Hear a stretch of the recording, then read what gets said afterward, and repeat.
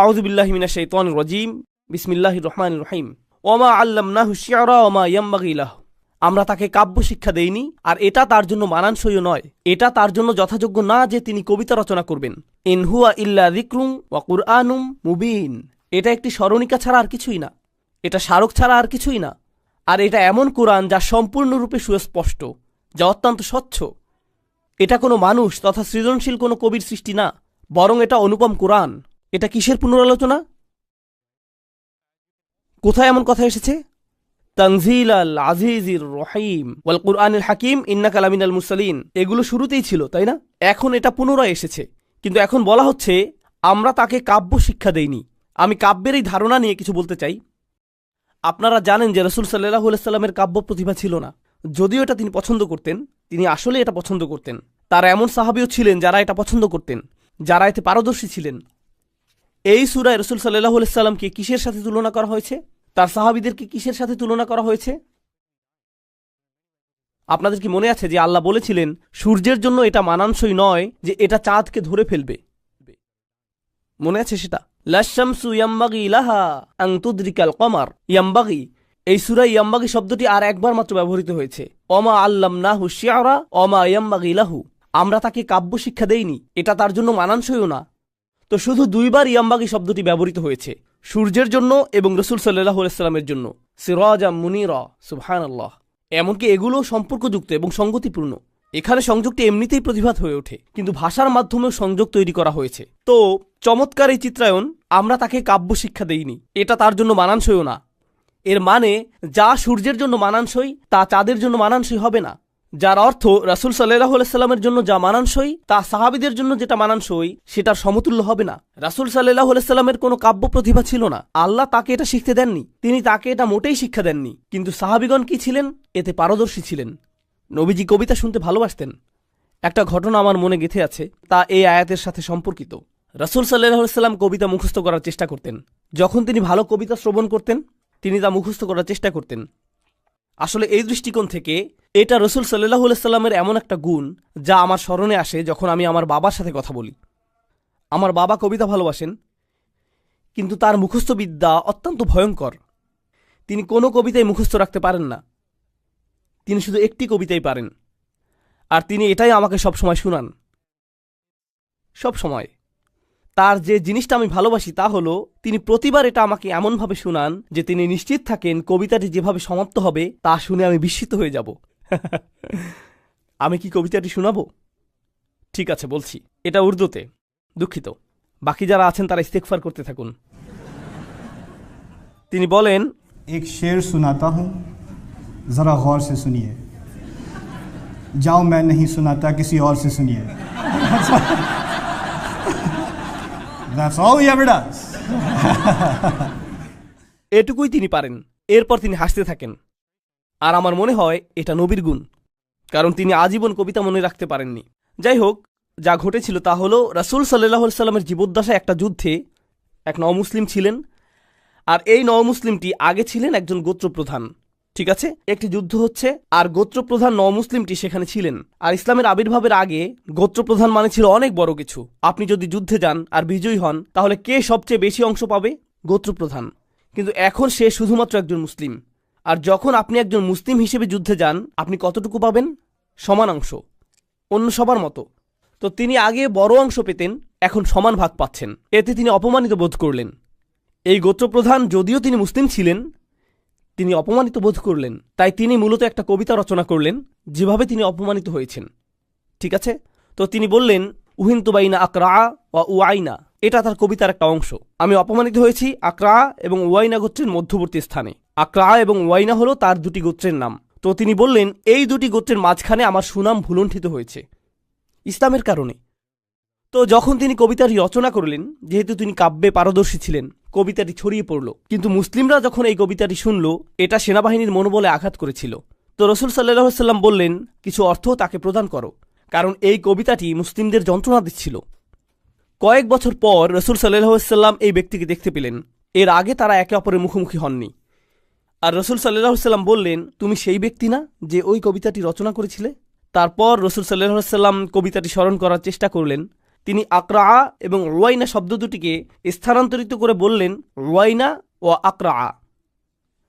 সেই দুইটি গোত্র তিনি তাদের নামকে স্থানান্তরিত করে বললেন। কবিতাতে এটা কি কোনো সমস্যা? কারণ কবিতাতে একটা নির্দিষ্ট ছন্দ থাকে, আপনি যদি ছন্দ বজায় না রাখেন এটা গোটা জিনিসটাকে এলোমেলো করে দেয়। এখানে তথ্যটি গুরুত্বপূর্ণ না, বরং কবিতার ভঙ্গিটি গুরুত্বপূর্ণ। তখন আবু বকর রাদিয়াল্লাহু তাআলা আনহু রাসূল সাল্লাল্লাহু আলাইহি ওয়াসাল্লামের পাশে ছিলেন, আর আবু বকর কবিতায় খুব ভালো ছিলেন। তিনি রাসূল সাল্লাল্লাহু আলাইহি ওয়াসাল্লামকে আস্তে করে বললেন, ইয়া রাসূলুল্লাহ, এটা ছিল বাইনা আকরা ওয়াইনা ও আকরানা, একটা অন্যটার স্থানে। আর রাসূল সাল্লাল্লাহু আলাইহি ওয়াসাল্লাম বললেন, এতে কি এমন পার্থক্য হয়েছে? আপনি এটা একজন কবিকে বলবেন না, তাই না? এতে কি এমন পার্থক্য হয়েছে? তো আবু বকর সিদ্দিক রাসূল সাল্লাল্লাহু আলাইহি ওয়াসাল্লামকে বললেন, আল্লাহ সত্য বলেছেন যখন তিনি বলেছেন অমা আল্লামনাহু শি'রা ওমা ইয়ামবাগি লাহু, তাকে কাব্য শিক্ষা দেইনি, এটা তার জন্য মানানসই না। তো যাই হোক, আল্লাহ রাসূল সাল্লাল্লাহু আলাইহি ওয়াসাল্লামকে মোটেই কাব্য প্রতিভা দান করেননি, আর এটা তার জন্য মানানসই না, কারণ এই সমস্ত বিষয় নিয়ে কথা বলার মতো সময় তার ছিল না। তার বক্তব্যের বিষয়বস্তু ছিল সবচেয়ে অকাট্য, স্বয়ং কোরআনুল হাকিম, এগুলো করার সময় তার নেই। এখন তিনি বলছেন ইনহুয়া ইল্লা যিকরুন, এটা স্মরণিকা ছাড়া আর কিছু না। ইনহুয়া ইল্লা হলো কোরআনের বক্তব্য প্রকাশের একটি ভঙ্গি, যা খুবই শক্তিশালী। কোরআনের সার্বজনীন সংজ্ঞাগুলোর একটি হলো এটা একটা স্মরণিকা, আর স্মরণিকার বাস্তবতা হলো এটাকে সবসময় পুনরাবৃত্ত হতে হবে। কোরআন থেকে আপনি জানতে পারবেন যে স্মরণিকার দ্বারা হৃদয় উপকৃত হয়। স্মরণিকা হলো হৃদয়ের জন্য। আলা বিযিকরিল্লাহি তাতমাইন্নু আল কুলুব, তো জিকির হলো হৃদয়ের জন্য। আগফালনা কলবাহু আন যিকরিনা, আমি তার হৃদয়কে আমার জিকির থেকে বিমুখ করে দিয়েছি। তো কোরআন প্রথমত হলো জিকির, যার মানে এটা আপনার হৃদয়কে প্রভাবিত করার কথা। কিন্তু তারপর তিনি বলছেন ইনহুয়া ইল্লা যিকরুন ওয়া কুরআনুম মুবিন, এটা সুস্পষ্ট কোরআন। এখন সুস্পষ্টতা হৃদয়ের বিষয় না, কিসের বিষয়? এটা মনের বিষয়।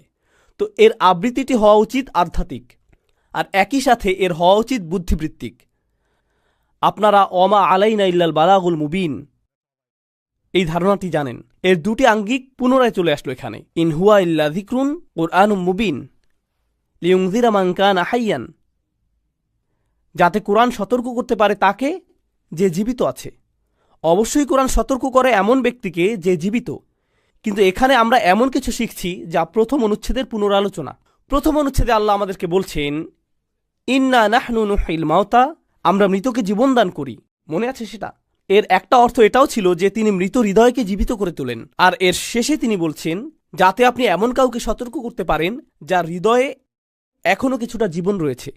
মান কানা হাইয়ান ওয়া ইয়াহিকাল কওলু আলাল কাফিরিন, কাফেরদের বিরুদ্ধে সত্য সম্পূর্ণরূপে সুস্পষ্ট হয়ে যাবে। কাফেরদের বিরুদ্ধে এই বাণীটি সম্পূর্ণরূপে সুস্পষ্ট হয়ে যাবে। ইয়াহিকাল কওলু আলাল কাফিরিন, প্রসঙ্গক্রমে ইয়াহিকাল কওলু আলাল কাফিরিন ঠিক অনুরূপ একটি বাক্য আগেও এসেছে, যখন আল্লাহ বলছেন লাকাদ হাক্কাল কওলু আলা আকসারিহিম। এটা একেবারে শুরুতে তিনি বলেছেন, এখন তিনি একেবারে শেষে এটা পুনরালোচনা করেছেন। তো বাণীটি সম্পূর্ণরূপে সত্য হয়ে গিয়েছে কাফেরদের বিরুদ্ধে। হাক্কাল কওল, হাক্কা আলাইহিল কওল, আমি সেটাও আপনাদের কাছে ব্যাখ্যা করছি। যখন আপনি কোনো কিছুর যোগ্য হয়ে ওঠেন, যেমন আমি যদি বলি যে আমি আপনাকে শাস্তি দিব, আমি যদি আমার ছেলে ওয়ালিদকে বলি যে আমি তোমাকে শাস্তি দিব, আমি তোমার লেগোগুলো নিয়ে যাব। ধরুন আমি বললাম তুমি যদি উপরতলায় না যাও তাহলে আমি তোমার লেগোগুলো নিয়ে যাব, আর সেই উপরতলায় গেল না। তখন আমি লেগোগুলো নিয়ে গেলাম, নিয়ে যেতে যেতে আমি বললাম লাকাদ হাক্কাল কওলু আলাইকা, বাণীটি তোমার জন্য সত্যে পরিণত হলো, অর্থাৎ সতর্কতাটি বাস্তব হয়ে গেল। তো হাক্কাল কওল শুধুমাত্র এটা না যে কারো কাছে সত্য পরিষ্কার হয়ে গেল অথবা বাণীটি কারো কাছে পরিষ্কার হয়ে গেল, বরং এর অর্থ এটাও যে যেই সতর্কতা তাকে দেয়া হয়েছিল সে তার যোগ্য। তো এখন ইয়াহিকাল কওলু আলাল কাফিরিন এর অর্থ হলো এমনকি কাফেররাও সম্পূর্ণরূপে জ্ঞাত যে এটাই সত্য, যদিও তারা এটা নিজেদের ভিতরে লুকিয়ে রাখে যে এখন তারা নিকৃষ্টতম শাস্তির যোগ্য হয়ে গিয়েছে। ইয়াহিকাল কওলু আলাল কাফিরিন। প্রশ্ন হলো আল্লাহ কি এই সূরাতেই শাস্তিটির কথা বলেছেন? এটা শুরু হয়েছে সত্যের সকল রাস্তা থেকে তাদেরকে অবরুদ্ধ করা দিয়ে, তারপর এটা তাদেরকে নিয়ে যায় এমন জাতিতে যারা ধ্বংসপ্রাপ্ত হয়েছে, যা তাদেরকে নিয়ে যায় বিচার দিবসে, যা তাদেরকে নিয়ে যায় জাহান্নামে। ইয়াহিকাল কওলু আলাল কাফিরিন। আওয়ালাম ইয়ারাউ আন্না খলাকনা লাহুম মিম্মা আমিলাত আইদিনা, তারা কি দেখেনি আমরা আমাদের নিজ হাত দিয়ে তাদের জন্য কি সৃষ্টি করেছি? আমাদের নিজ হাত দিয়ে তাদের জন্য যা সৃষ্টি করেছি এটা কিসের পুনরালোচনা মনে হয়? তারা কি দেখেনি যা আমরা তাদের জন্য সৃষ্টি করেছি? এটা কোন অনুচ্ছেদে ছিল? সেটা ছিল 3য় অনুচ্ছেদে, তাই না? আপনার চারপাশের জগৎ। আর এখন তিনি বলছেন আনআমান, যা আমরা নিজ হাতে সৃষ্টি করেছি, যা হলো গবাদি পশু, গরু।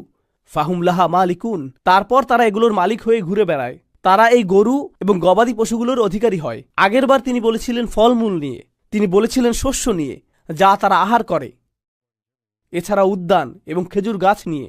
আর এখন তিনি বলছেন গবাদি পশু নিয়ে, এবং কিভাবে গবাদি পশুগুলোকে তোমাদের বশ্যতা স্বীকার করানো হয়েছে।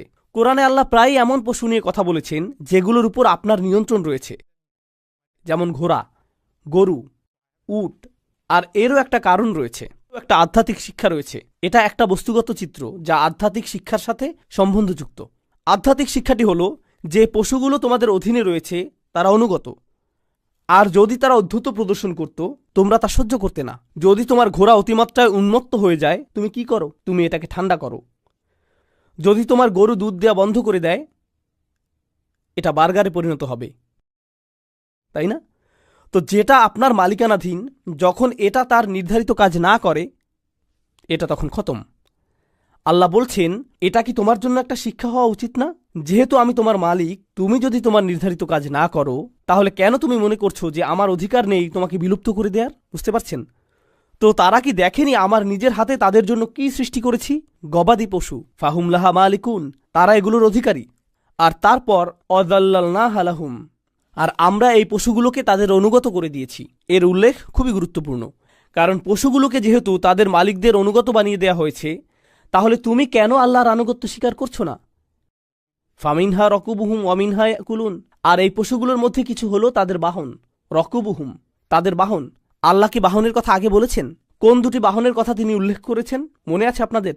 তিনি বলেছেন জাহাজের কথা। তিনি মানুষের বাহন হিসেবে উটের কথা উল্লেখ করেছেন, অথবা অন্য ধরনের বাহন যা সম্পর্কে তারা এখনো জানে না। ওয়ামিনহা ইয়াকুলুন, এগুলো থেকে তারা আহার করে, তারা এমনকি এগুলো খায়ও। এটা বিচার দিবসের আরেকটি নিদর্শন যা আপনি আপনার মুখে প্রবেশ করান। আর তারপর ওয়ালাহুম ফিহা মানাফিউ ওয়া মাশারিব, এই সকল পশুর মধ্য থেকে এগুলো থেকে তারা সব ধরনের উপকারিতা পায়। তারা এগুলো থেকে লোম সংগ্রহ করে, তারা এগুলো থেকে চামড়া পায়, তারা এগুলোর হাড় বিভিন্ন কাজে ব্যবহার করে, তারা সকল ধরনের উপকার পায়। ওয়া মাশারিব আফালা ইয়াশকুরুন, কেন তারা কৃতজ্ঞ নয়? তারা কি এজন্য কৃতজ্ঞ নয়? লক্ষ্য করুন, এর আগে তিনি যখন কৃতজ্ঞ হওয়ার কথা বলেছেন তখন খাবারের কথা বলেছেন, আর এখন তিনি পানীয়র কথা বলছেন। এর আগে তিনি ফলের কথা বলেছেন যা আপনি আহার করেন, আর এখন তিনি তাকে পরিপূর্ণতা দান করেছেন। তাই কৃতজ্ঞতার বিষয়টি পরিপূর্ণতা লাভ করল।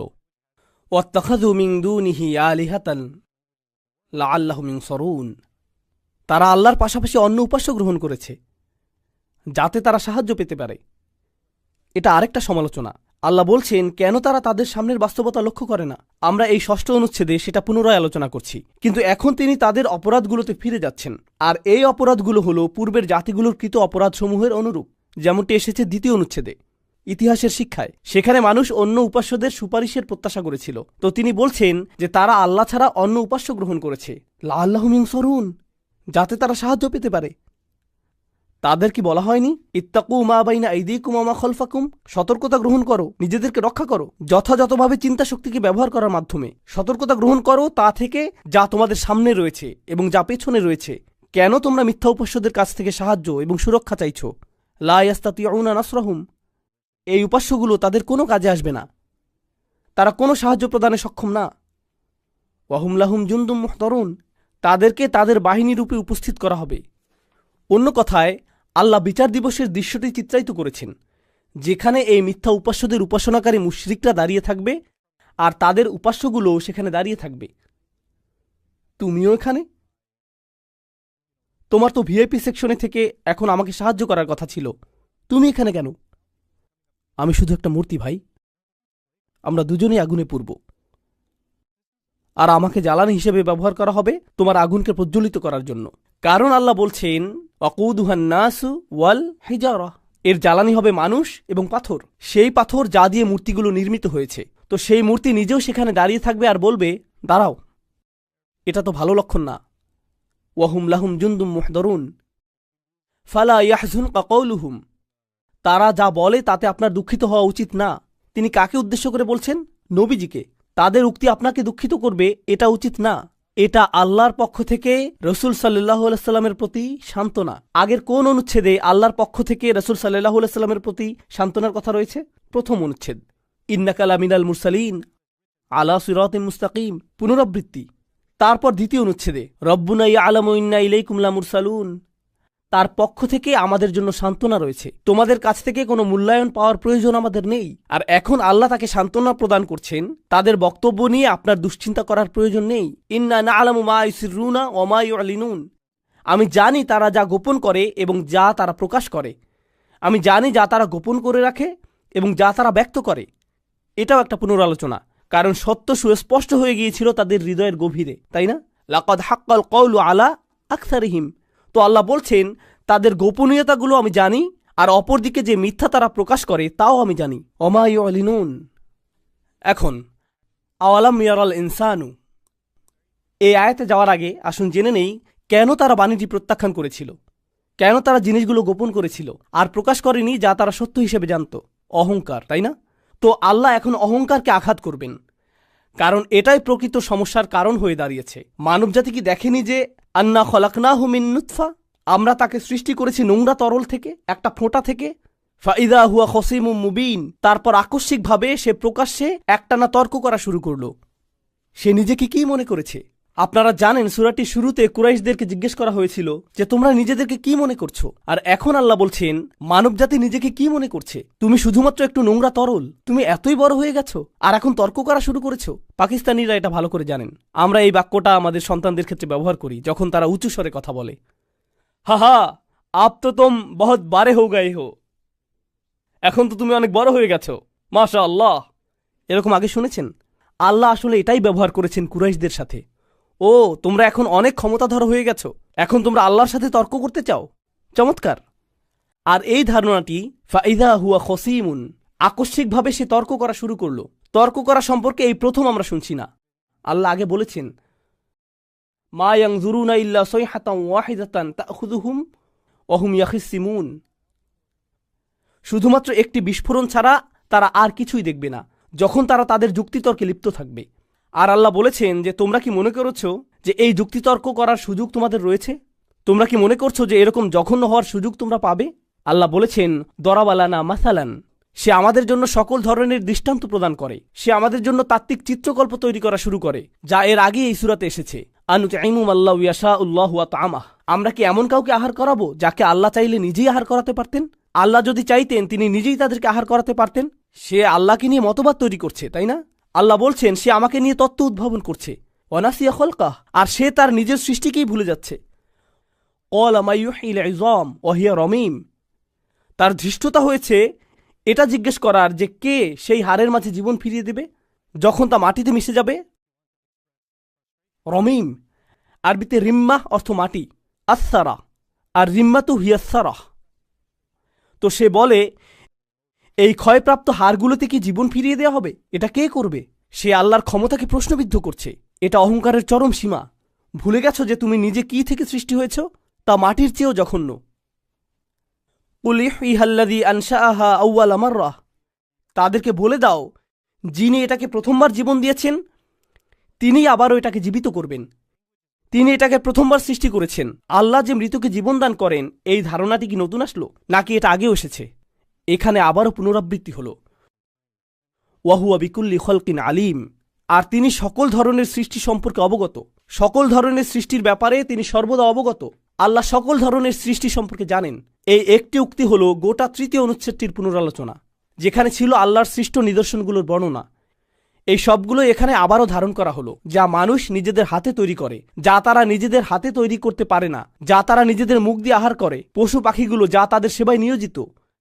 আল্লাযী জাআলা লাকুম মিনাশ শাজারিল আখদারি নারা, এই আয়াতটি অসাধারণ।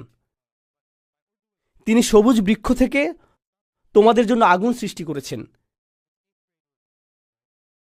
ফাইদা আনতুম মিনহু তুকিদুন, তোমরা এটা থেকে আগুন জ্বালাও।